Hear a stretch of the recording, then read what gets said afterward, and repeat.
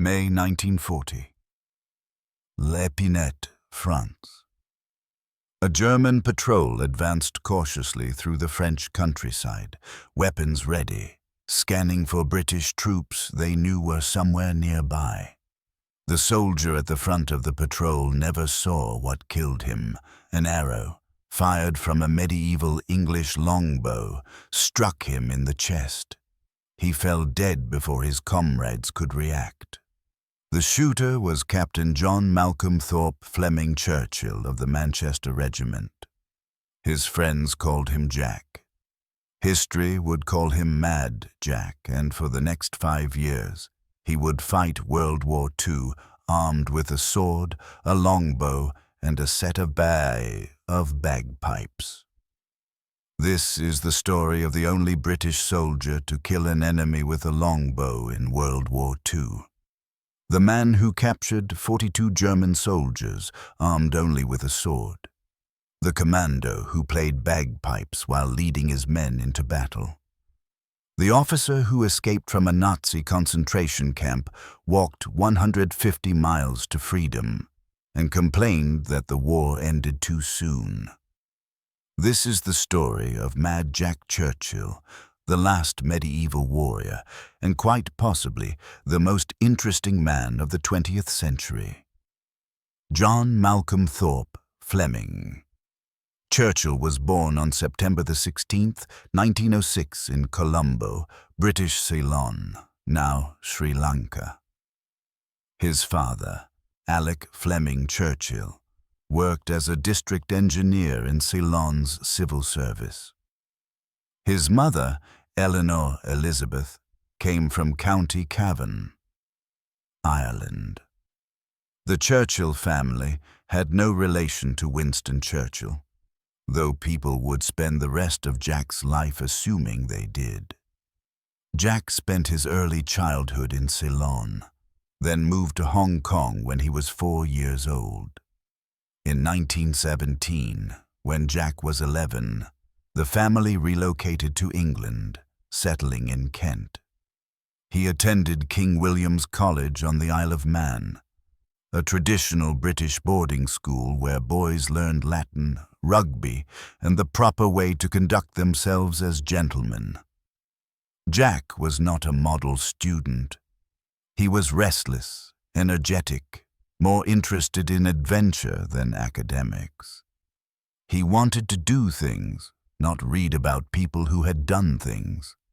But he did discover one talent that would serve him well.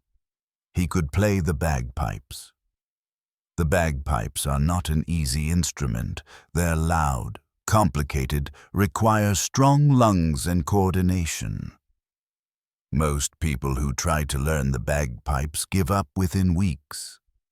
Jack took to them naturally. He loved the sound, the martial feel, the way they could inspire courage or intimidate enemies.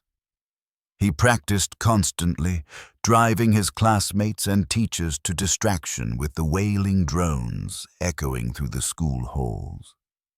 In 1926, Jack graduated from the Royal Military College at Sandhurst, Britain's premier officer training academy. He was commissioned as a second lieutenant in the British Army and posted to Burma, part of British India at the time, to serve with a military unit stationed there. Jack spent several years in Burma, leading patrols through jungles, dealing with bandits and insurgents, learning to command men in difficult conditions. But by 1936, Jack had grown bored with peacetime army life. Garrison duty, paperwork, training exercises. It wasn't what he had signed up for. He wanted adventure, excitement, something more than endless routine. So Jack did something almost unheard of for British officers. He resigned his commission and left the army. For the next 3 years, Jack lived one of the most eclectic lives imaginable. He worked odd jobs across Africa and Asia. He was a male model, his handsome features and military bearing perfect for magazine advertisements. He worked as a newspaper editor in Nairobi, Kenya. He traveled, he had adventures, and he pursued his hobbies with obsessive dedication. He became an expert archer, practicing with an English longbow until he could hit targets with deadly accuracy at ranges exceeding 100 yards. He continued playing the bagpipes, performing at gatherings and parties. He even appeared in several films as an extra and musician. In 1924, he played the bagpipes in the Douglas Fairbanks Sr. silent film The Thief of Baghdad, a swashbuckling adventure film that was one of the biggest productions of the silent era. In 1938, he appeared in The Drum, a war movie about British colonial forces in India, again playing his bagpipes. In 1939, Jack represented Great Britain in the World Archery Championships in Oslo, Norway. He competed against the best archers in the world and held his own, demonstrating that his skill with the longbow was genuine and exceptional. Jack Churchill was living exactly the life he wanted. Adventure, travel, variety, no routine, no boredom, just constant new experiences. Then, on September 1st, 1939, Germany invaded Poland. 2 days later, Britain declared war on Germany. World War II had begun. Jack Churchill, who had left the army because he was bored with peacetime service, immediately rejoined. The army needed experienced officers. Jack had combat experience from Burma. He was recommissioned as a lieutenant and assigned to the Manchester Regiment as part of the British Expeditionary Force deploying to France. In May 1940, Germany launched its Blitzkrieg offensive through Belgium and France. The British Expeditionary Force, heavily outnumbered and outmaneuvered, fought desperate delaying actions as they retreated toward the coast at Dunkirk, where the Royal Navy would attempt to evacuate them. It was during this chaotic retreat that Jack Churchill went into combat for the first time in World War II. And he did it his way. On one patrol near L'Épinette, France, Jack and his unit encountered a German patrol. Jack had his longbow with him, a 6-foot-tall war bow with an 80-pound draw weight, the same type of bow English archers had used at Agincourt in 1415. Jack told his men he would kill the first German with an arrow, and that would be the signal to attack. His men probably thought he was joking. Officers didn't carry longbows in modern warfare. This was 1940, not 1415. The Germans had machine guns, rifles, artillery. An arrow seemed absurd. Jack drew his bow, aimed, and fired. The arrow struck the lead German soldier in the chest. He fell dead. Jack's men, shocked that it had actually worked, opened fire. The German patrol was wiped out. Jack Churchill had just become the first and only British soldier to kill an enemy with a longbow in World War II. It would also be the last recorded combat kill with a longbow in history. But the longbow was just one of Jack's weapons. He also carried a Scottish basket-hilted broadsword, a claymore strapped to his belt, and he brought his bagpipes into combat. His fellow officers thought he was insane. His men found him inspiring. There was something about an officer who charged into battle playing bagpipes and waving a sword that made you want to follow him. If he was crazy enough to do that, maybe he was crazy enough to get you through alive. During the Dunkirk evacuation, Jack was shot in the neck by a German machine gun. The bullet passed through without hitting anything vital, but it was a serious wound. Jack received medical treatment, recovered, and was awarded the Military Cross for bravery after he rescued a wounded British officer from a German ambush while under heavy fire. After Dunkirk, Jack returned to England. The British Army was reorganizing, rebuilding after the disaster in France. A new unit was being formed, the Commandos, an elite force that would conduct raids on German-occupied territory, gathering intelligence, destroying targets, and generally making life difficult for the Germans. Jack volunteered immediately. The Commandos were exactly what he wanted. Small unit operations, raids, action, no sitting in trenches waiting. The training was brutal, designed to weed out anyone who couldn't handle extreme physical and mental stress. Jack loved every minute of it. In December 1941, Jack participated in Operation Archery, a commando raid on the German garrison at Vagsø, Norway. The mission was to destroy fish oil factories and military installations, capture prisoners for intelligence, and demonstrate to the Norwegians that Britain hadn't forgotten them. The raid force sailed from Scotland on December the 26th, 1941, arriving off the Norwegian coast the next morning. As the landing craft approached the shore, Jack stood at the front playing his bagpipes, specifically the March of the Cameron Men, a traditional Scottish martial tune. German defenders on shore could hear the bagpipes over the sound of the boat engines. They must have thought the British had gone mad. Who plays bagpipes during an amphibious assault? Mad Jack Churchill, that's who. As the landing craft ramp dropped, Jack was the first man off, still playing his bagpipes, a grenade in one hand. He threw the grenade at the nearest German position, dropped his bagpipes, drew his sword, and charged.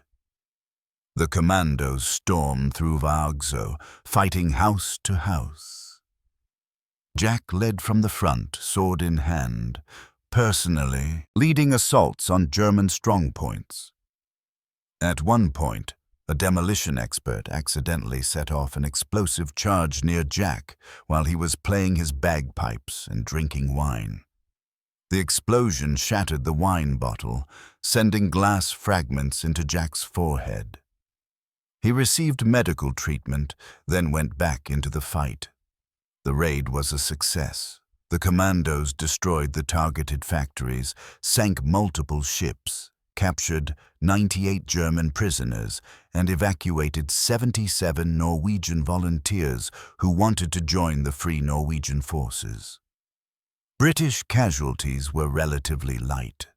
Jack Churchill was awarded the Military Cross and Bar, meaning he had now earned the Military Cross twice for his leadership during the Vagsø raid. But Jack was just getting started.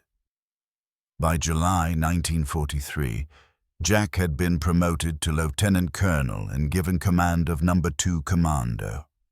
He led his men with his Scottish broadsword strapped to his belt, his longbow and arrows slung over his shoulder, and his bagpipes under his arm. He famously stated, "Any officer who goes into action without his sword is improperly dressed." His men didn't question it anymore. If Colonel Churchill wanted to carry a sword and longbow into a world of machine guns and tanks, that was his business. He had proven his methods worked. He had survived multiple combat operations when others died. Maybe the sword and bow were lucky. Maybe they intimidated the enemy. Maybe they were just completely insane. Whatever the reason, the men of No. 2 Commando would follow Mad Jack Churchill anywhere. In September 1943, the Allies invaded Italy at Salerno. No. 2 Commando was given the mission of capturing German artillery positions that were shelling the Allied beachhead. The positions were heavily defended, located in rough terrain that favored the defenders. Jack led a night assault, but the terrain was so overgrown with vegetation that attempting a stealthy approach was impossible. The Germans would hear them coming. So Jack came up with a different plan. He told his men to shout "Commando" as loud as they possibly could as they attacked. The shouting would prevent British troops from accidentally shooting each other in the darkness. And it would completely confuse the Germans, who wouldn't know how many attackers were coming or from which direction. At Jack's signal, 50 men of No. 2 Commando charged through the darkness, screaming "Commando" at the top of their lungs. The Germans, thinking they were under attack by a much larger force, panicked. Some surrendered, others fled. The Commandos took 136 German prisoners and accomplished all their objectives with minimal casualties. But the most audacious thing Jack did during the Italian campaign happened one night when he decided, almost on a whim, to go capture some Germans. Jack and a single corporal snuck out of their camp and walked toward the nearby town of Pigoletti. They heard German soldiers digging defensive positions all around them in the darkness. Jack followed the glow of a cigarette and found 2 German soldiers. He drew his sword and stepped out of the darkness. The Germans froze in shock.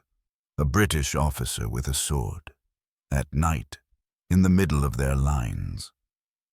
They surrendered immediately. Jack realized there were more German soldiers nearby. He used the 2 prisoners as human shields and escorts, walking them from one German position to the next. At each position, he would emerge from the darkness, sword drawn, and order the Germans to surrender. The Germans, seeing their comrades already captured and this crazy British officer with a sword, complied. Jack and his corporal captured 42 German soldiers that night, including an entire mortar team with their weapon. For this action, Jack was awarded the Distinguished Service Order. But during the confused fighting, Jack lost his sword. He had used it to capture 42 enemy soldiers, and somewhere in the chaos, he had set it down or dropped it. His beloved basket-hilted Scottish broadsword was gone. Jack Churchill, undeterred by the fact that he was in the middle of a battle, went back alone to find his sword. He retraced his steps through German-held territory, dodging enemy patrols, until he found it exactly where he had left it. On his way back to British lines, he encountered a lost American patrol that was completely disoriented in the darkness. Jack, despite being British, calmly directed the Americans to safety, probably while carrying his recovered sword. In 1944, Jack and No. 2 Commando were deployed to Yugoslavia to support Marshal Josip Broz Tito's partisans fighting against German occupation forces. Jack was tasked with leading a combined force of 43 Commandos, a troop from No. 40 Commando, and approximately 1,500 Yugoslav partisans in a raid on the German-held island of Brac. The attack began at dawn. Jack, naturally, played his bagpipes to signal the assault, but the Germans were ready. Heavy machine gun and mortar fire forced Jack to withdraw and try again the next morning. The second assault went worse than the first. German defenses were too strong. Jack's force took heavy casualties. During the fighting, a German mortar barrage landed directly on Jack's position. Everyone around him was killed or wounded, except Jack. He survived, probably because he had walked a short distance away to play his bagpipes at the exact moment the mortars landed. But now he was surrounded. German forces closed in on his position. Jack fought back with his Thompson submachine gun and his sword, but eventually he was knocked unconscious by a grenade explosion and captured. The Germans couldn't believe they had actually captured this lunatic British officer. They had heard rumors about a British commando who carried a sword and played bagpipes, but they thought it was propaganda, something the British made up to intimidate them. But here he was, a British lieutenant colonel with a sword, longbow, and bagpipes. They photographed him, interrogated him, and sent him to Berlin for additional questioning by German intelligence. Jack refused to provide any information beyond his name, rank, and serial number. The Germans, frustrated, sent him to Sachsenhausen concentration camp, a brutal facility near Berlin, where political prisoners and important military prisoners were held. Jack Churchill was now a prisoner of war in one of the most secure prison camps in Nazi Germany. Most prisoners stayed there until the war ended or they died. Jack stayed for about 5 months. Then he escaped.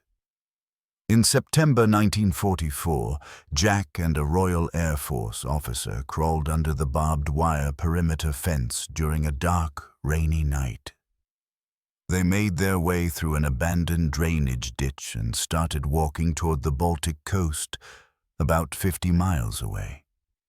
They walked at night, hid during the day, avoided roads and towns. They got within a few miles of the sea when they were recaptured by German soldiers and sent to a different camp, Oflag 4C at Colditz Castle. Colditz was supposed to be escape-proof. The Germans sent prisoners who had escaped from other camps to Colditz because it was considered so secure that escape was impossible. Jack spent the winter at Colditz. In late April 1945, with Germany collapsing and Soviet forces approaching, the Germans decided to move prisoners away from the advancing Soviets. Jack and hundreds of other prisoners were marched to Tyrol in Austria. During the confusion of the march, with German guards more worried about Soviet forces than prisoners, Jack simply walked away. He left the column, walked into the forest, and headed west toward Allied lines. He walked for 8 days, covering approximately 150 miles through mountainous terrain. He stayed off roads, crossed the Alps through the Brenner Pass, and aimed for Verona, Italy, where he knew American forces were operating. On the 8th day, he sprained his ankle badly and could barely walk. But he kept going, limping through the mountains, determined to reach Allied lines. Finally, he spotted a column of American armored vehicles. He managed to convince them he was a British officer, not a German soldier trying to infiltrate their lines. They verified his story and evacuated him to a rear area. Jack Churchill had escaped from a Nazi concentration camp, walked 150 miles through German-held territory, crossed the Alps, and made it back to Allied forces. After he recovered and was debriefed, Jack had only one request. "Send me to Burma. I want to fight the Japanese." The British Army honored his request. Jack was sent to India to prepare for deployment to Burma, where some of the fiercest fighting against Japan was still ongoing. But before Jack could join the Burma campaign, the United States dropped atomic bombs on Hiroshima and Nagasaki. Japan surrendered. World War II was over. Jack Churchill was reportedly furious. "If it wasn't for those damn Yanks, we could have kept the war going another 10 years. He was joking. Probably. With mad Jack Churchill, you could never be entirely sure. After World War II ended, Jack stayed in the army. He was too young to retire and too addicted to action to become a civilian. He was posted to Palestine as second in command of the 1st Battalion, Highland Light Infantry. Palestine in 1946-1948 was a powder keg. Jewish and Arab communities were in conflict. British forces were trying to maintain order while preparing to withdraw. Violence was escalating daily. In May 1948, during the final days of the British Mandate, Jack coordinated the evacuation of 700 Jewish doctors, students, and patients from the Hadassah Hospital on Mount Scopus in Jerusalem. Arab forces had the hospital surrounded. The medical staff was trapped. A relief convoy had been ambushed days earlier, killing 78 people. Jack organized a rescue operation. He convinced Arab and Jewish leaders to allow a temporary ceasefire. Under Jack's supervision, British forces evacuated all the 700 people from the hospital without a shot being fired. It was one of the few bright moments in the brutal conflict that would soon become the Arab-Israeli War. After Palestine, Jack served as an instructor at a land and air warfare school in Australia. He continued his adventures, taking up surfing and becoming quite good at it. He designed and built his own surfboards and became the first person to surf the 5-foot tidal bore of the River Severn in England. Jack Churchill retired from the British Army in 1959 with the rank of Lieutenant Colonel. He had served for over 30 years, fought in World War II with a sword and longbow, survived being shot, captured, and imprisoned in a concentration camp, and earned 2 Distinguished Service Orders and 2 military crosses. In retirement, Jack remained as eccentric as ever. He lived in Surrey, England, with his wife Rosamond, whom he had married in 1941. They had 2 children together, a son named Malcolm and a daughter named Rodney. Every day, Jack would commute to London by train. And every day, he would throw his briefcase out the train window as it passed his house, so he wouldn't have to carry it home from the station. His garden became filled with briefcases. He enjoyed sailing model warships on the Thames.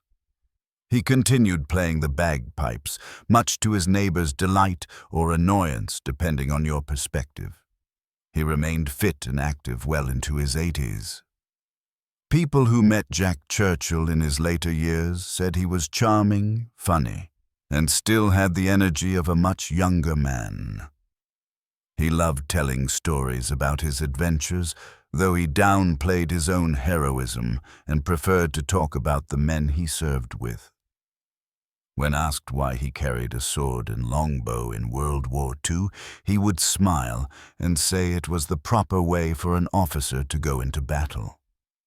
When pressed about whether he actually killed anyone with the longbow, he would confirm it, but wouldn't elaborate. Jack Churchill died on March 8, 1990, at his home in Surrey. He was 89 years old. He had lived one of the most extraordinary lives of the 20th century. His obituaries described him as one of Britain's greatest adventurers. Veterans who served with him called him inspiring, fearless, and completely mad in the best possible way. Military historians studying his exploits struggled to separate fact from legend, though eventually they confirmed that almost all the stories about Mad Jack Churchill were true. He really did kill a German soldier with a longbow. He really did capture 42 enemy soldiers with just his sword. He really did play bagpipes during combat operations. He really did escape from a concentration camp and walk 150 miles to freedom.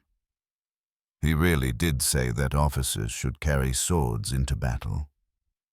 The sword that Jack Churchill carried throughout World War II, his beloved basket-hilted Scottish broadsword, is now part of a military collection. The longbow is lost to history, probably left behind in Yugoslavia when he was captured, but his legend endures. Mad Jack Churchill has become one of the most famous British soldiers of World War II, right alongside more conventionally armed heroes. His story has been told in books, documentaries, websites, and countless retellings around campfires and in pubs. Why does his story resonate so strongly? What is it about Mad Jack Churchill that captures people's imagination decades after his death? Maybe it's because he represents something we've lost in modern warfare. War today is drones and missiles and enemies you never see. It's clinical, distant, technological. Jack Churchill fought with weapons from the Middle Ages. He charged into battle, playing music. He was personal, dramatic, theatrical. Or maybe it's because Jack Churchill did exactly what he wanted, regardless of what anyone else thought. The army said officers should carry pistols and rifles. Jack carried a sword and a longbow. Military doctrine said you attack in silence. Jack played bagpipes. Every regulation, every convention, every expectation. Jack ignored them all and did things his way, and it worked. He survived the entire war. He never suffered a serious wound. He captured hundreds of enemy soldiers. He earned multiple medals for bravery. He proved that sometimes breaking all the rules is exactly the right thing to do. But there's a darker side to Mad Jack's legend. He fought in a brutal war. He killed people. Those German soldiers he shot with arrows, captured with his sword, fought against. They were human beings, many of them conscripts who didn't want to be there, young men following orders like soldiers in every army. War isn't romantic or glorious, no matter how eccentric and interesting the warrior. Jack Churchill knew that. He saw friends die. He spent time in a concentration camp where he witnessed atrocities. He fought in Palestine where innocent people on all sides suffered. The bagpipes and the sword weren't just eccentricity. They were Jack's way of coping with the horror. By making war theatrical, dramatic, almost absurd, he maintained his humanity in inhumane circumstances. The bagpipes inspired his men, yes, but they also reminded Jack that he was more than a killing machine. He was an individual, a man with personality and style, not just another soldier following orders. And after the war ended, after Jack had seen and done things that would haunt most people for life, he went surfing. He played with model ships. He threw briefcases out of train windows. He stayed eccentric because the alternative was to become bitter and broken. Mad Jack Churchill chose joy. He chose adventure. He chose to be interesting and memorable and unique. He refused to let war destroy who he was. That's perhaps the most important lesson from his story. You can go through hell and come out the other side still yourself. You can fight monsters without becoming one. You can survive horror and still find joy in life. Jack Churchill fought with a sword and a longbow in the most technologically advanced war in history. He played bagpipes while leading men into combat. He captured dozens of enemy soldiers through sheer audacity and personality. He escaped from a concentration camp by simply walking away. None of it should have worked. All of it did. Because Jack Churchill understood something fundamental about war and about life. Rules are made up. Conventions are arbitrary. Expectations are just what other people think you should do. The only real rule is to be effective. And if you can be effective while playing bagpipes and carrying a sword, then by God, carry that sword and play those bagpipes. Lieutenant Colonel John Malcolm Thorpe, Fleming Churchill. Mad Jack. Fighting Jack. The last medieval warrior. The man who brought a sword to a gunfight and won. He lived 89 years. He fought in World War II with archaic weapons. He survived wounds, capture, imprisonment, and escape. He earned the highest honors Britain could bestow. He surfed, he sailed, he played bagpipes until the day he died. And he proved, conclusively and forever, that any officer who goes into action without his sword is improperly dressed. Rest in peace, Mad Jack, you magnificent, insane bastard. The world was more interesting because you were in it.